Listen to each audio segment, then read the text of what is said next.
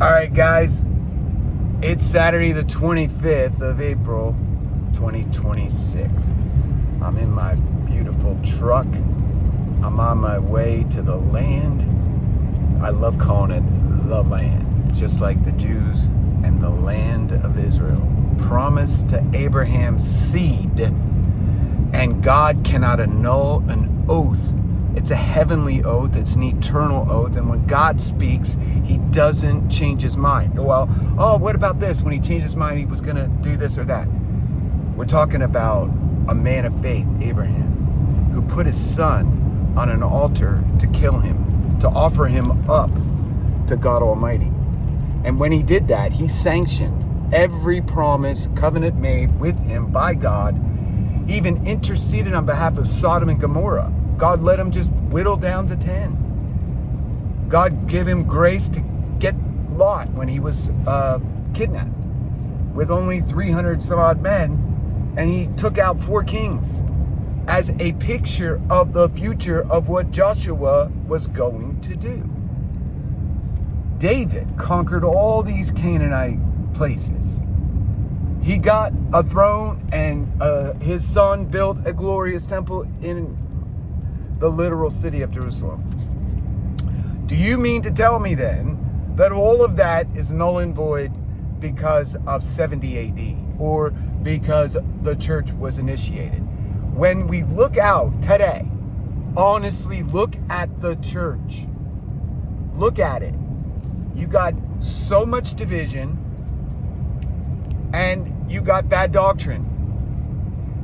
And it's over 2,000 years. Go give man time. Give a man time, and he will screw it up. You got the first century pure doctrine, and it wasn't long after that you got Gnosticism, even in the days of the Apostle John. That's what he's writing 1 John all about, to refute Gnosticism, which is still running the church today, and obviously every other religion has a Gnostic bent. Even Jewish Kabbalah teaching is Gnostic. And the atonement, blood sacrifice of a real God-man, the Son of God, Son of Man, is the essential point. But there's so much attached to that, goes down layers and layers of depth. He is a Jewish Messiah.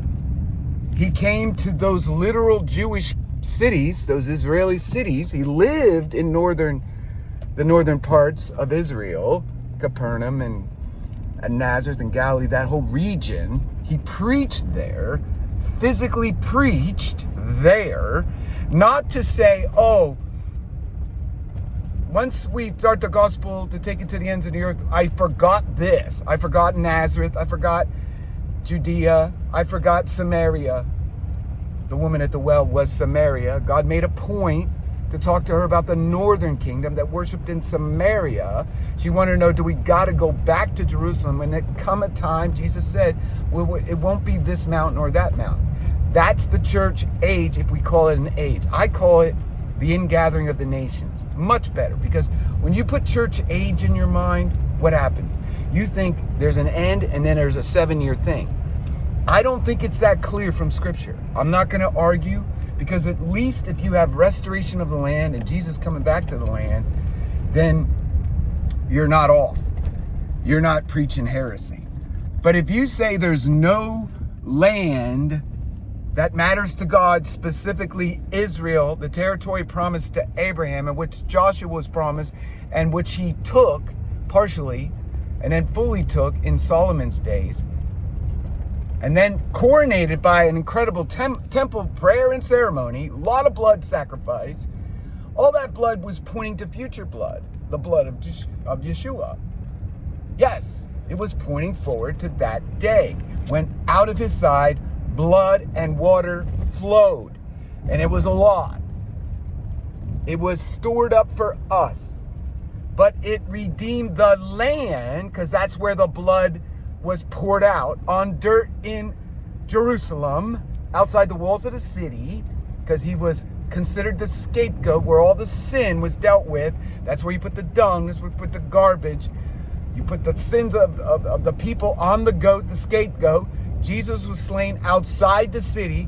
He was bore the sin of Israel and the sin of the world. It is one economy. It's not two separate systems. There's not two separate groups when Jesus is reigning on earth. Oh, those people are branded church people. Oh, these people are branded Jews that converted people, literal Jews. No, we're grafted into one tree, the tree of Jesse. The root system goes down into the depths of the earth. It's been there for a long time. And we are grafted in as a wild olive branch into Jesse. And two sticks become one, Ephraim and Judah. That's literal. That's what's coming. One stick, one new man. How do we incorporate? Well, it starts with this. You've got to believe that there's a plan for the national state of Israel. If you don't believe that, you're outside of God's plan. Do you want to be outside of the plan of God? Do you want to operate outside of that plan? Do you like it out there all isolated with your little no land in the future for Jesus to rest on? He's just coming down and blowing everything up and Jerusalem doesn't matter. That's garbage theology. You have to read your Bible with special glasses that flip everything inside out. When God says he's the God of Israel, he's really not literal Israel. The Holy One of Israel, the Lord of hosts. All these terms, just go look it up. Do a search in the Bible for all the terms that point to Jesus as the Lord of the hosts, as the God of Israel, the great prophet, the great priest, the great king. He's all that in one, but he does it based on the ceremonies that Moses instituted. He wrote the law. Jesus wrote it with his own lips. He designed the temple. He designed the layout where Joshua, all the territories, he knew exactly where the borderlines were between the tribes. He's in charge of the conquest. He was the one that gave them success at war. Do you realize that? So how does he then divorce himself completely from all of that? Guys, if he doesn't restore Israel, when you start to slide into apathy spiritually, you don't read your Bible, you don't pray, you get lazy, you fall for temptations, you start looking at women in your office that's not your wife, you start looking at porn, and oh, God's done with you now because you violated a clear commandment to love one woman, or to be 100% honest. Look, we cannot replace Israel. We don't have anything. Our confessions are flawed. Look at the Catholic confession. They got a pope running the show, not the Bible, not sola scriptura. It is not pure gospel. It's not first century. It was built over time by kings who like power. And it rolls out Church of England, Episcopalian, all of that stuff, right?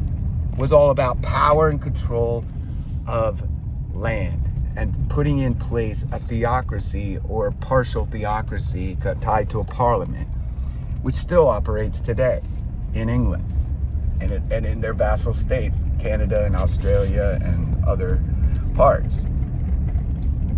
It's Church of England, right? They have the ceremony, they read the scripture, but it's so far from God. Those people have no knowledge of the Holy Spirit. And then you look at what happened to the Episcopalian Church. They got gay people in eldership. They got women preaching. It's all terrible.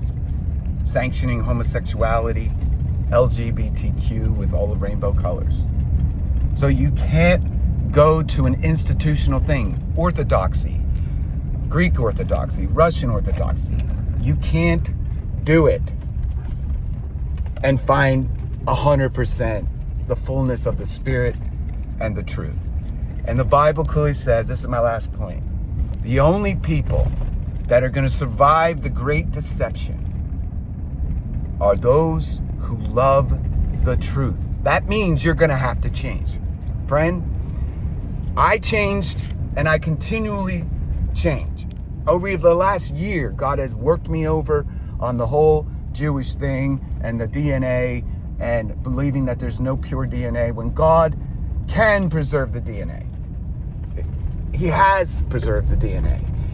What is a pure Jew? Doesn't matter. Even if you have 1% Jewish blood and you feel like you need to become a Jew and go to Israel and live there, that's how God is moving you. That's because it's in your blood somehow. It's a mystery. It will always be a mystery, but it's a beautiful thing. May God richly bless you guys in my effort to bring you into the truth. Shalom.